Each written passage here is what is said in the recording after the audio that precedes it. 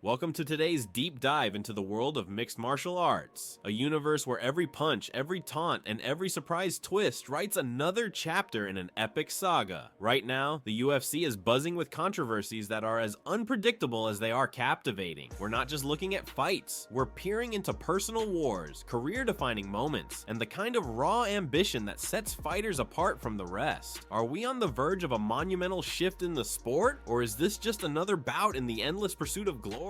Let's get right into it. Dustin Poirier, a fighter known for his unyielding honesty and no-nonsense attitude, recently fired off a salvo of harsh words aimed at Michael Chandler. Poirier didn't hold back, branding Chandler as fake and accusing him of cheating, a sentiment that sent shockwaves through the MMA community. In a response that was as swift as it was cutting, Chandler claimed that he lives rent-free in Poirier's head, a remark that not only deflected the criticism, but also highlighted the simmering tension between the two. There's an undercurrent in these verbal exchanges that hints at more than just competitive banter. It's a personal grudge wrapped in a cloak of mutual respect. Chandler's willingness to step into the octagon for a potential retirement fight against Poirier, despite the burning controversy, speaks volumes about his mindset and the layered dynamics of legacy versus personal pride. And just when you think the dust might settle, a whisper of a rematch or a final showdown keeps fans wondering what the next chapter in this rivalry might hold. In a parallel narrative that has ignited even more excitement among fight fans. Fake, bro.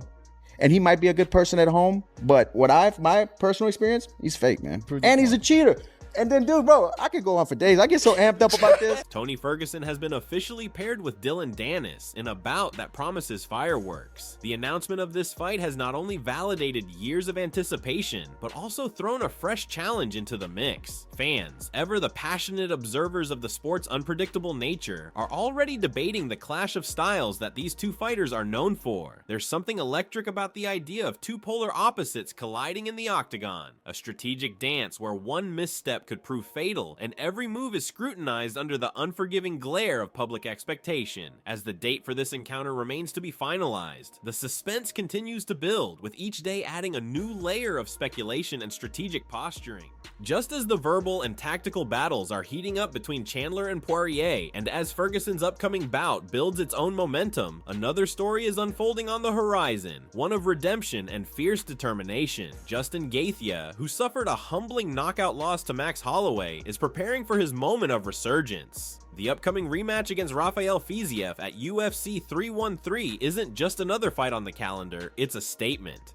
Gaethje's journey back from defeat is characterized by a relentless drive to prove not only his skill, but also his resilience. In the octagon, every punch, every dodge, and every counter is laden with the weight of past mistakes and future aspirations. His goal isn't just to win, it's to earn a title shot against the reigning champion, Islam Makhachev, a goal that demands both grit and a reinvention of his fighting style. Gaethje's narrative is one of relentless self-improvement, and every training session is a step towards rewriting his story, a story that promises to inspire anyone who has ever faced the sting of defeat. While the drama inside the cage continues to escalate, there's an unexpected twist off the beaten path that's caught the attention of fans. Merab Dvalishvili's foray into the world of music and entertainment. Known primarily for his explosive performance in the octagon, Dvalishvili recently auditioned for a music video, showcasing moves that are as dynamic on the dance floor as they are in the ring. This bold step outside of traditional MMA territory has divided opinions among his supporters. Some see it as a refreshing glimpse into the multidimensional lives of fighters, while others worry it might signal a distraction from his primary career. Yet for Dvalishvili, the move feels natural, a way to express his creativity and connect with fans on a new level. In a world where personal branding can be as important as athletic performance, his choice to step into the spotlight in a different arena only adds to his enigmatic persona, leaving viewers to wonder if we're witnessing the birth of a crossover star. In the midst of these rising tensions and boundary-pushing ventures, the seasoned and confident Kamaru Usman is weighing in on the current state of the division with his trademark self-assurance. Merab just auditioned for our music video.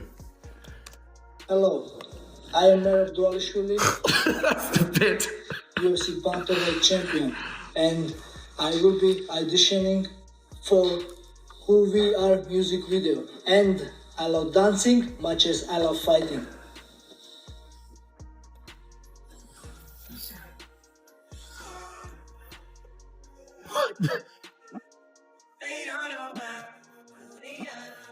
What the hell?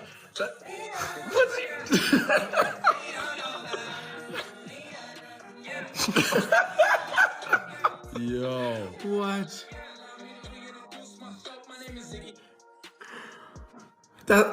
What? When rumors surfaced about Bilal Muhammad potentially moving up to middleweight to chase a new challenge, Usman was quick to dismiss the notion. According to him, Muhammad has yet to prove that he's ready to face the bigger challenges outside of the welterweight division. Usman's stance isn't just about protecting his own legacy, it's a declaration that in the UFC, every step up in weight is a step into an entirely different world of physicality and strategy. His belief in the strength of his own resume, coupled with the idea that one strong victory could catapult him back into title contention, creates a narrative where every fight is not just about winning, but about establishing dominance and legacy. As Usman reaffirms his place in the annals of the sport, his words resonate with the kind of conviction that only comes from years of experience and a true understanding of the game. Not far behind in this swirling narrative is Henry Cejudo, a former champion whose recent frustrations have added yet another dimension to the ever-complicated relationships between fighters and management. Bilal wants to go up to and fight DDP, then he vacates the title. Who cares? You know, he hasn't gone through the division to say, hey, I want double straps. No one cares. You know, but, and this is, no, listen, and this is not me trying to hate or anything or say anything negative about him. I'm not saying anything negative. If he wants to do that, that's fine. He can do that. There's guys coming that you haven't really gone through the division. But for me, to answer your question, Henry, as where does that leave me? Henry, with every one of those guys that I just mentioned, I am still bigger name than every one of them. After a controversial technical decision loss, one marred by claims of an accidental yet pivotal eye poke, Cejudo was quick to express his discontent with Dana White's public remarks. In a blend of humor and genuine irritation, Cejudo jested about the idea of stepping into the ring with the UFC's top brass, a quip that cut through the usual deference with a bold challenge. His comments, laced with both sarcasm and a plea for better understanding of what fighters endure during those grueling bouts, shed light on a recurring theme in MMA, the sometimes fraught, often misunderstood relationship between the athletes and the organization that governs their fates. Cejudo's pointed remarks invite us to consider the human cost behind the spectacle, reminding us that behind every strategic move lies a fighter who feels every hit as deeply as the cheers of the crowd. Across the division, another intriguing evolution is taking shape with Ilia Topuria's decision to move up from featherweight to lightweight, a change that has sparked debate among analysts and fighters alike. Dude, luckily it hit the white part of my eye, but that's the same reason why I'm still seeing like a lot of those glitches, dude. Okay. You know, but you know, what can we do, man? You know what I'm saying? Like it is what it is. I gotta suck it up, take it in the chin, and just see what the UFC has next, dude. You know what I'm saying? Unless they cut me. No way. There was no way. My question was gonna be, my last question is right now.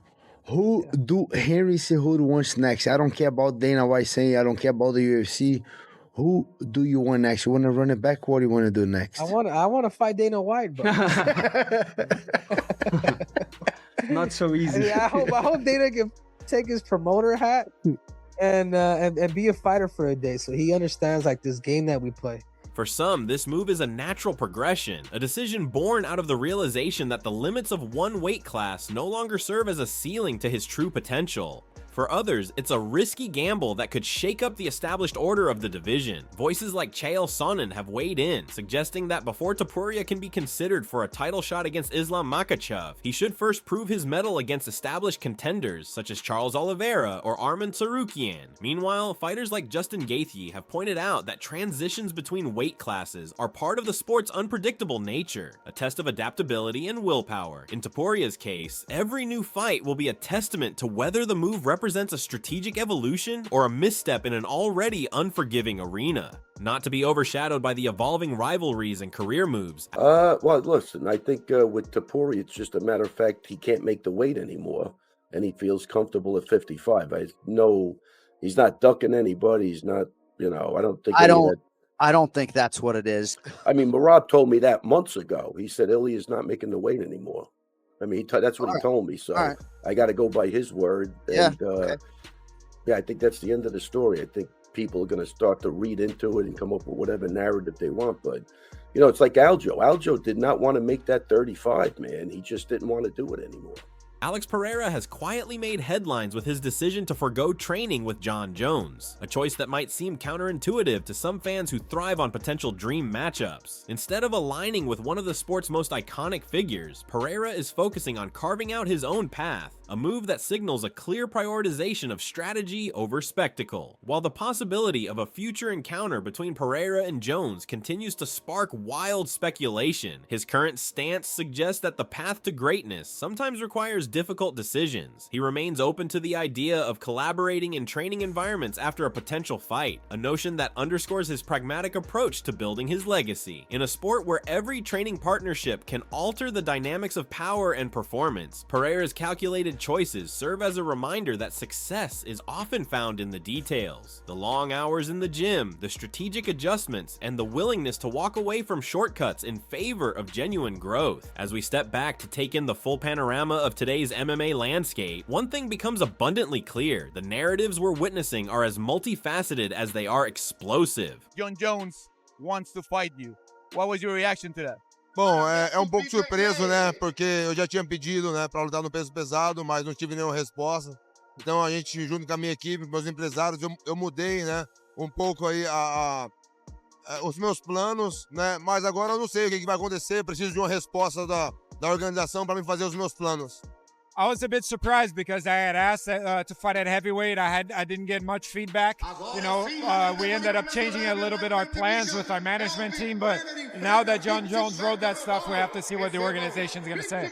From the searing verbal jabs between Poirier and Chandler to the strategic recalibrations of Gaethje and Topuria, every fighter is rewriting what it means to be a competitor in the UFC.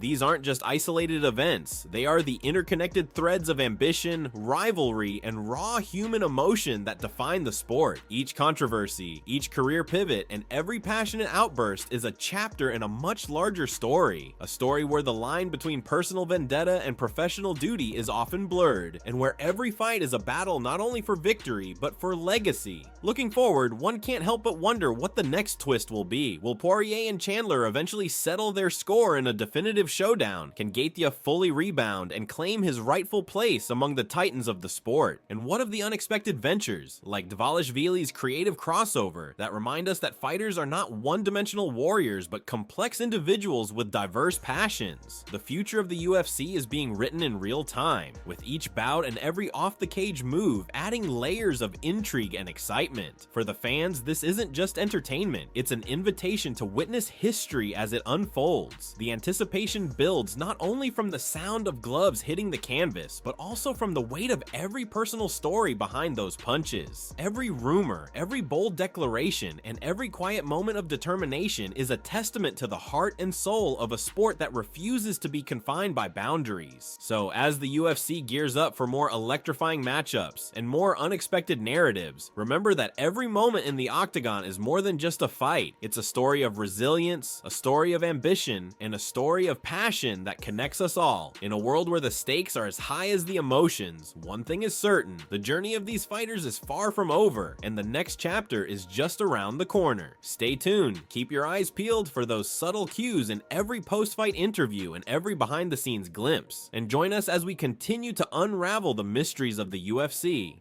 This is not merely about titles or knockouts. It's about the relentless pursuit of greatness in a realm where every challenge, every setback, and every triumph adds to the legacy of a sport that lives and breathes intensity. In the end, whether it's the blazing rivalry between Poirier and Chandler, the daring comeback of Gaethje, or the strategic recalibrations from seasoned veterans like Usman and Cejudo, the world of MMA reminds us that greatness is forged in the heat of competition and tempered by the lessons of defeat. The road ahead is uncertain, the battles unpredictable, and the stakes higher than ever. But one thing remains constant: the heart and soul of every fighter, driving them to push past limits and redefine what it means to be a champion. Thank you for joining us on this in-depth look into the current state of the UFC. As we witness these epic narratives unfold, we invite you to share your thoughts and predictions on what the future holds. Who will rise, who will fall, and which story will become the legend that fans talk about for years to come? The answer lies in the relentless spirit of competition, a spirit that continues to inspire and captivate us all.